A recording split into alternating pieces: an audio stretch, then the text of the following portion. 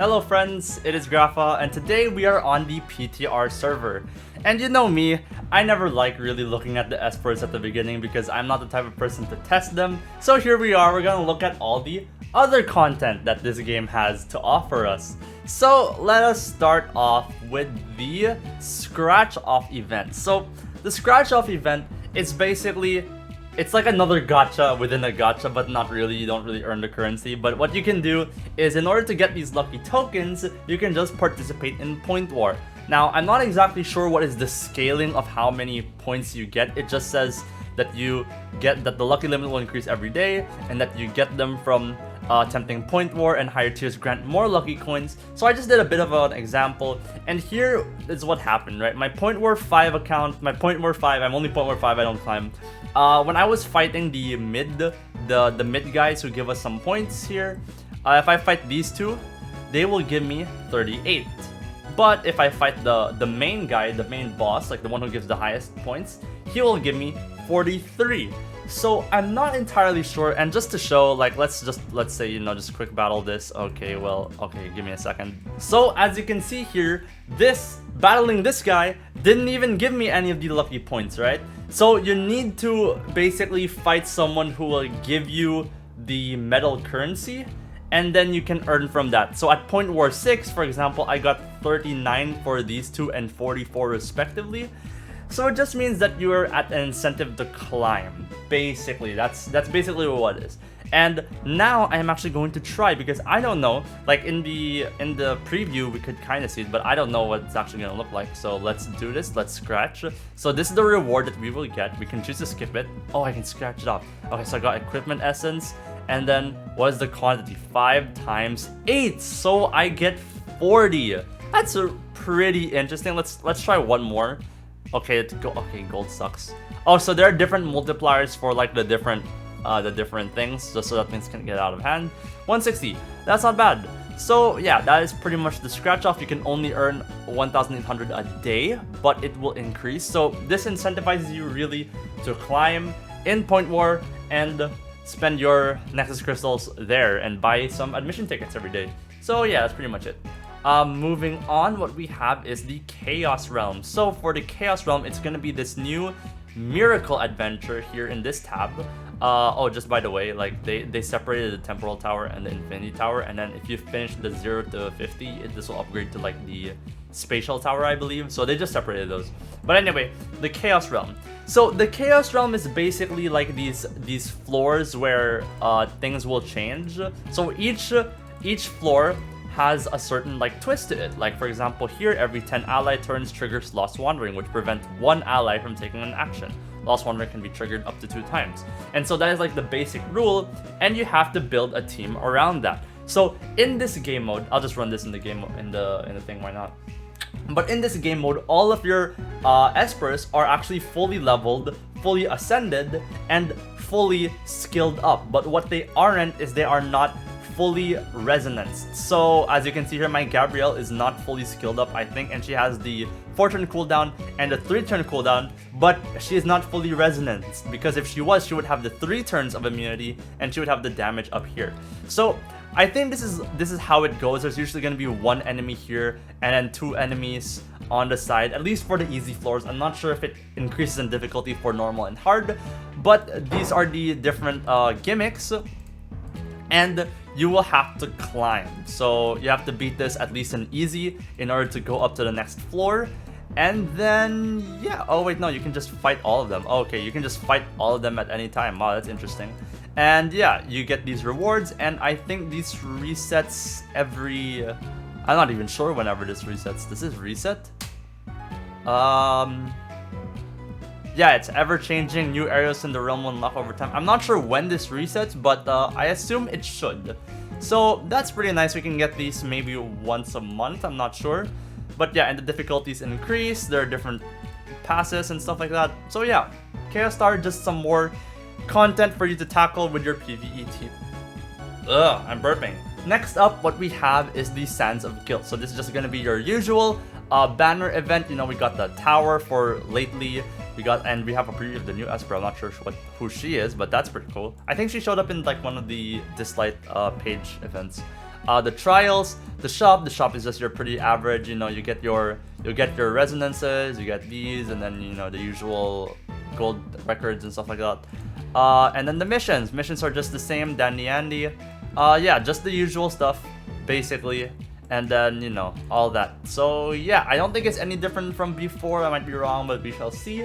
And that's pretty much it. I have kind of skipped off. The lucky coins are the scratch off.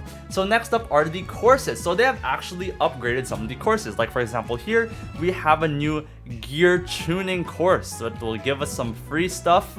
And this is actually really nice for new players. I forgot, if you guys watched my previous video, I actually tried making a new account just so that I can understand the new player experience.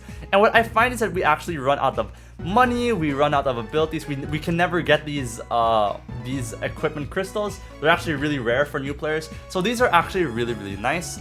And I remember that for some of these other courses, they've unlocked the master courses, I believe. So there are some new master courses as well, which are pretty new and will give us some new rewards, which are always really, really nice. So just more free stuff, which is always good. Next up is equipment management. Okay, so I'm actually really excited for this. Now I'm gonna show you guys the equipment management. Okay, I know, it looks a bit different, right? It looks a bit scuffed, but hear me out. I actually like this because, for example, before, this used to take up so much of the screen, like the stats used to take up so much more of the screen, and you would have less space to see the actual equipment. Now we get to see more of the equipment, which is good because that's what you want to see. You don't actually check the stats, right? When you're actually like you can just check parts of it. You're not actually checking like, oh yeah, that's plus 3,000. So it's really nice that there's more space for the equipment itself. And now the equipment, when it comes to the equipment, right, we have the basic filters. So these are really good because we can search for how many secondary attributes or the sets and stuff like that. Now the attribute filters, I like this a lot, right? So you can select to not have certain attributes now. You can select for main attributes. I'm gonna go and hold on. So you can select multiple now, which is absolutely great because sometimes you just want HP, defense, and speed, right? Like sometimes you don't care if it's an HP bonus or a defense bonus, right? That's all you want. You just want some bonus stats and then great speed. And this is really, really nice. And then you can just remove like some useless stats. Let's say you absolutely don't want like attack stats or whatever. You can just look for these. And this is such a godsend. Like I'm so grateful. And then okay. So sort by secondary attribute. And then you can sort by up, which means you can find the fastest. Okay, wait, hold on. Let's remove this. Let's reset that. But I can now sort by the highest speed, and this is my. Okay, hold on. Wait. Oh, okay, I see.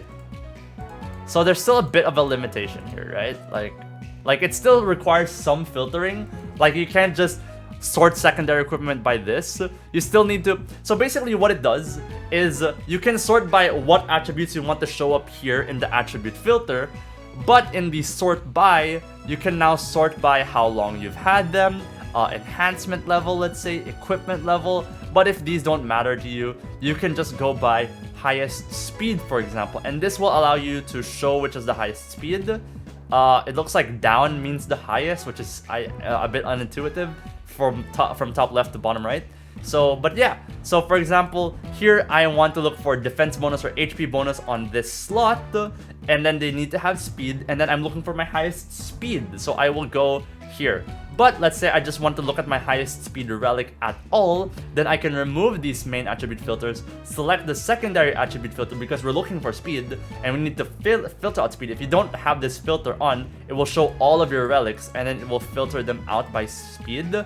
But here at the bottom, they might not even have speed. So if you're looking specifically for some speed, it's just some things. But yeah, and then you can just look for, bam, this is my plus 16 relic. This is my only plus 16 relic on this account, plus 12. And this is a great godsend. Okay, this will just make it so much easier to like freaking, like if you're looking for, let's say, attack rate, crit rate, and crit damage or something. And then, okay, and then you're like, oh, you're prioritizing your crit rate or something. Then you can just look at that, and then, oh, this has crit rate, but it also has attack and speed. This one probably has less crit rate. Oh, it doesn't even have any crit rate. It just follows the attack bonus and speed. So yeah, equipment filters. These are great. These are great. Absolutely awesome. Thank you, because it finally just allows us to look for the stats that we exactly want, and that's great. That's awesome. And next up, what we have are our presets. So this allows us to read more. I like that they allow us to read more, and then we can just filter these out, right? But if I wanted to sort them, you know, oh, how do I sort these? Oh, I can move it up and move down. I see. Oh, I can pin as well. I can pin to the top. That's nice. Pin automatically moves to the top. That's nice. This will allow me to save the sort. How do I rename it? I'm pretty sure they said that we could rename them somehow, right? Was that just me? Oh, there it is. So yeah, we can now rename them and just delete them. So this is nice. Just because if you're a person like me, I don't have relics in all of my espers. What I use are just the presets instead, and then when I'm gonna use the esper, I just put the presets on. I use all of my presets, and it's really annoying to have like my 15 sentinel hunt in a row, and then I have to update something, but then maybe I decide not to use this esper. Like maybe I'm not using Falcon anymore and I'm gonna use Mateo instead. Well, now I have to delete the Falcon one, and then now it's gonna be 14, and then there's just gonna be that sentinel hunt Mateo at the bottom. It's really annoying, but this makes it easier, and I just appreciate it. This is a good quality of life, just some awesome equipment management, because honestly equipments are such a pain in the butt sometimes. I wish I could just like have them all for a different content, but we have to start somewhere, and this is absolutely great. Now next up, another freaking quality of life change are the multi-battles. So I'm gonna show this here, but in terms of the multi-battles, they have increased the amount that we can take, and then also instead of just we can also like decrease the exact amount we want, right, which is also really good. And yeah, just allowing it to be a maximum of 20 is great, because if you have like sub-minute runs, you can come back after like 15 minutes or 20 minutes, which is great. But if you have like, you know, 2-minute runs and you don't want to be coming back every like, what is it, 20 minutes, you can come back every like hour or something, and you will have done the multi-battles, and that's just great. That's just great. This is gonna be such a great help to newer players who just want to grind a bit, but they don't want to come back so often. Like maybe they're just leaving their phone or their computer on. This is a great addition, and it helps because like especially for something like the Desolate Lands or something, those take hours. Those take so long, and it's better to just let it run for super duper long and then just come back after you're done with whatever you're doing in life, right? So multi-battles being increased up to 20, I mean, I love that a lot. And lastly, what we have is the Jiangman Skin. Now, the Jiangman Skin is here in the M Pass. It's just the usual amount, you know, the usual somewhat 500 bucks. It's usually 10 bucks. And this is what the Jiangman Skin looks like. It's very pretty. I don't know if I'm gonna get it. I probably will just because it comes free with the M Pass. I kind of regretted not upgrading to the other skins in the past. So I'm probably gonna get Jiangman, and Jiangman looks just sick. She just looks really sick in this like blue flowery things. Blue lilies are freaking awesome and beautiful. And so yeah, I think that's pretty much it in terms of this video. Oh shoot, wait, no, what am I talking about? Oh god, I'm ending the videos too quickly. Alright, so just real quick here. What I'm going to explain quickly what is the anomaly boss. I saved this for the end because this is going to be the most annoying part. You have to get at least floor 20 in the Wither Messenger if you want to attack the Void Messenger. So the Void Messenger, he is actually really, really interesting. And the thing about the Void Messenger is you need to have completed at least floor 20 of the Wither Messenger. So that's like, you know, you probably can do that. And going into the Void Messenger, he's actually very, really interesting. That's a lot of very interestingly awesome words. I'm good at English. But basically, what the boss's gimmick is that you can't attack the boss himself. You cannot actually attack him. He has a thing called the Spirit Body passive, which means immune to poison and AP reduction, gains Spirit Body, and at the start of combat. And what this Spirit Body means is can't be targeted directly. So you cannot attack him, but you can attack him if you do AoE damage. And the drawback of this is that you can't actually, you know, target him. But the good thing about this is that AoE damage is going to be very useful. And the Beasts of Fury, which are his adds, instead of like when they die, they will deal damage to the boss. So the gimmick of this is you want to kill the Beasts of Fury, the adds, and then that will do damage to the boss. So AoE damage is pretty much the name of the game for this content. And what we have are Judicator Espers. Now the nice thing about the Judicator Espers is that they're actually a wide range of of typing. But because he's a wind type, you want pretty much either wind type or inferno types only. You don't really want flow types. So some of these are going to be pretty redundant. Like, I thought Zora was going to be good, but the fact of the matter is that she can't crit, so she probably won't be that good. I mean, she can crit, but it's going to be low chance. Same as Parmy, so you're probably better off just using the other units. And I will say here that Yuhime is absolutely going to be carrying this content, I believe, just because she has AoE attacks always, and that's going to be very consistent, and that's going to be happening throughout the content, which is going to be really important. But what Judicators do as well is when they attack the Void Messenger or the Soaring Goat, they inflict 5 stacks of Verdict, and then it deals true damage to all enemies when at 100 stacks. So if one unit gets the full 100 stacks of the Judicator stacks, all units, all of them, will take damage. So you want to have as much AoE damage as possible, because that will signal a lot of AoE damage to pop from one of these 100 stacks. And then the true damage is 10% of their max HP, which is good because for the boss, for example, that's 10% of their max HP, which means like it's not going to be that hard to kill them if you can just get 10 of these Judicator stacks. And then the selected target takes additional damage. So the target that popped the Judicator stacks will also gain more damage. And then Judge Esper's attacks inflict an additional 5 stacks. So it's actually just kind of like 5 stacks and then 10 stacks from these Judicator Espers. Multi-hits do not count. So let's say, for example, Lucas, you will not give them, let's say 10 because he's a Judicator times 3 for his S3. It's just 10. So you can't cheese this by running multi-hits either. And I'm just gonna show you a run real quick. I'm using like these Espers. I think Longmian, Yuhime, and Gabriel are gonna be like staples in this, and of course Javid's gonna be freaking awesome for this, definitely.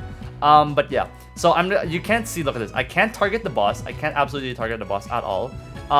But you can target these ads, the Beasts of Fury, and the Beasts of Fury can be AP controlled and they can be stunned. And the thing is, okay, I'm jumping into all over the place. First skill is just, you know, attack defense up. You don't want him to take his first skill. Second skill is attack all enemies and dispels all buffs. So buffing yourself is not gonna be that good. This is the undetectable passive, basically. And then Thirst Crave, when an ally takes 20%, he will gain plus 20% AP if they take an action.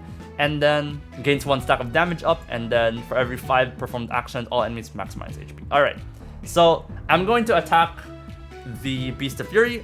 He will gain 5 stacks of Verdict only. He will not gain 15. And for example, Gabriel is a Judicator, right? So look what happens if I use an AoE attack.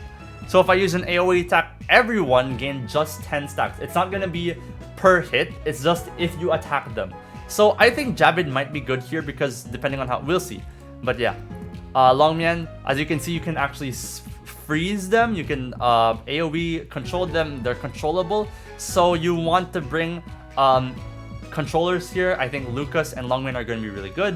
And then, yeah, Yuhime is also going to be really good, I believe. Unfortunately, there is no Judicator healer, so it's kind of weird on who you should bring as the healer. But yeah. So now let's look at Javid, 30 and then 35, and then let's just target everyone. Yeah, so Javid didn't do anything extra either. He just did 10 because he's a Judicator, and then an extra, and then 10 here, but this one already had 5, so yeah. And then Javid's AoE damage does not deal additional stacks whatsoever, unlike Mateo. Mateo did extra stacks on the boss and afflicted extra blockade, but it doesn't seem to be the case here. So I don't think Javid is gonna be a must. I mean, he's definitely gonna be good for this content, right? Just because, yeah, it's obviously it's really good at AoE damage. But you can work with other AoE damage abilities, and you don't necessarily need Javid. I don't even think that he's that good, because unless you fully skill him up and everything, because his Judgment Seal takes too long. I think Yuhime is actually better for this content because she has more consistent AoE damage. And now I'm just going to try and kill the ads just to show you guys. So there, it popped and then it dealt some damage to the boss. So you just want to be popping these guys as quickly as possible, and that will kill the boss as quickly as possible. The thing about the boss is also that he gains the attack up, the defense up, and the speed up. So it's actually very dangerous. You might want to like, there's going to be lots of different strategies for this. But that's basically the basic concept of this boss. AoE attacks, you can't attack the boss itself. you want to control and kill and attack these guys, but when you kill them, here's a problem, right? When you kill them, you actually remove their debuffs. So you have to be mindful of that. You have to be really mindful of that. Anyway, I'm going to move on to the goat.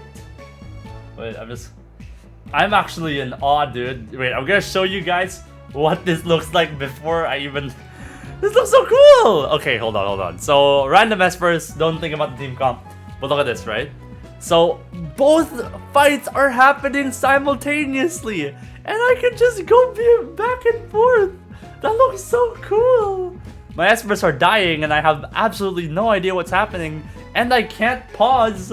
But it looks so cool. The Soaring Goat's already beaten my team. So it's just up to this team. And then, whoa, shoot, the goat can attack! You see that? The goat attacked from the other team. Oh my god. Okay. So that looks really cool. So like the two bosses attack the both teams at the same time. And then if one team dies, the other boss will start attacking the remaining team alive. That's so cool.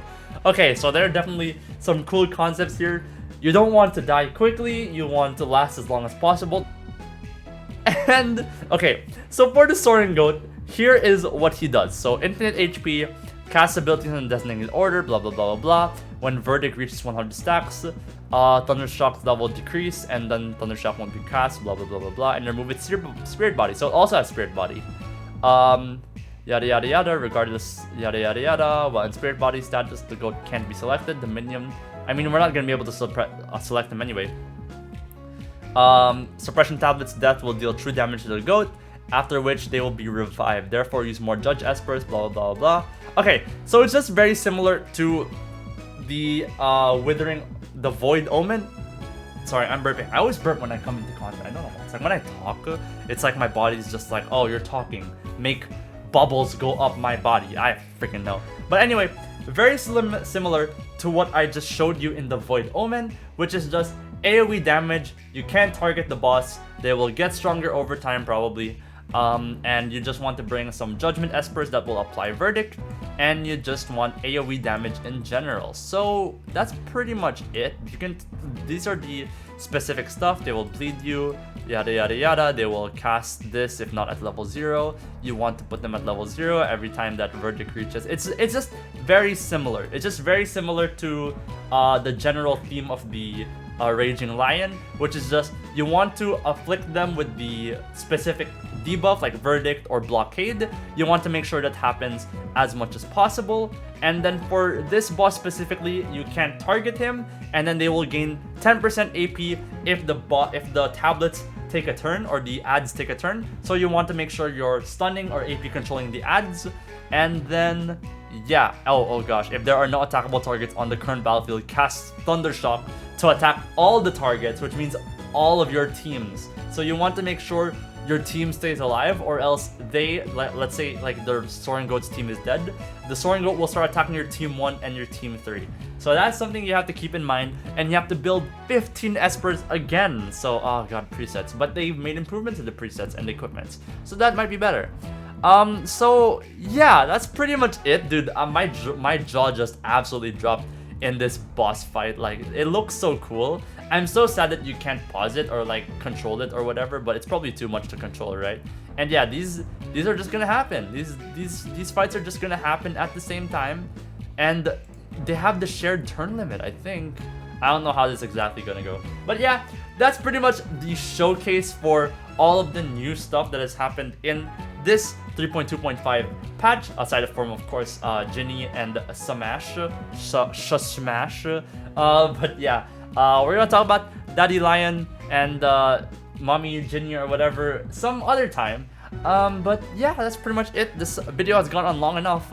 I will see you guys in the next video. Comment down below what you are excited about. I'm super excited for this. And yeah, that is pretty much it. I'll see you guys next time. Bye.